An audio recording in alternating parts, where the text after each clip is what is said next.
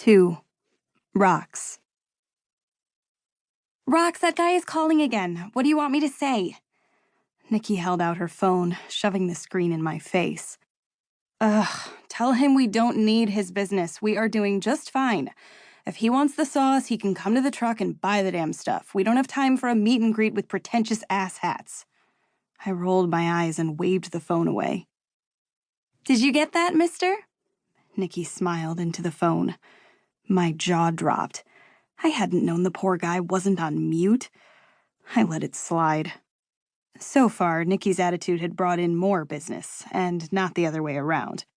People loved buying tacos from a team of mouthy women. This year alone, we had tripled our, beating out last year's record. We were all doing something right. Did you seriously let him hear that? I mouthed, smacking Nikki in the butt with a dish rag. She stuck her ass out for me to do it again. Sorry, we aren't really into the whole white tablecloth scene. Have you seen our truck? It's a pink taco truck with a giant taco on the top. I'm not sure our brand would jive with yours. You heard the boss. You can come buy some if you need some, but we are too busy for a sit-down to discuss logistics. She hung up the phone and shoved it in her back pocket. Thanks. I turned my attention back to the pan of simmering meat. In 2 short hours, the dinner-time crowds would hit, and the last few days we had sold out too early for my liking. We needed more prep and more food. You know, Rox, it might not be a bad idea to meet with him. If you don't want to do it, Betty would probably love to. We could test it out. Are you kidding me? Betty? She would walk into that meeting and have them on their knees. I'd have them on their knees and begging for the shizzle. Betty spoke up from the front of the truck. I rolled my eyes. And that is exactly why you aren't doing it. Layla either, and neither are you, Nikki. If anyone did it, it would be me. And I say, nope.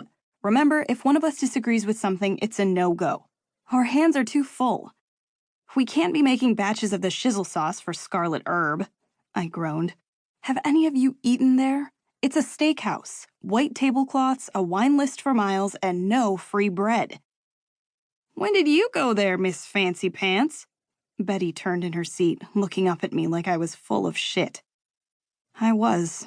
I had never been to Scarlet Herb, or any extremely fancy restaurant. I didn't have the interest or the funds.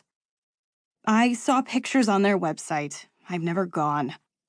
I stared out of the open window and breathed in the chilled spring breeze. The cherry trees bent over in the wind, sending their petals into the air like a spring snowstorm. So, just because you saw pictures doesn't mean the owners or staff are pretentious, Nikki said, handing me a pair of goggles. Chopping onions was our least favorite part of working on the food truck. He sounds nice on the phone. He has an adorable accent. I'm sure he is just peachy, but still, we don't have enough hands on deck to fill orders of Shizzle Sauce if we start to sell it as a side hustle.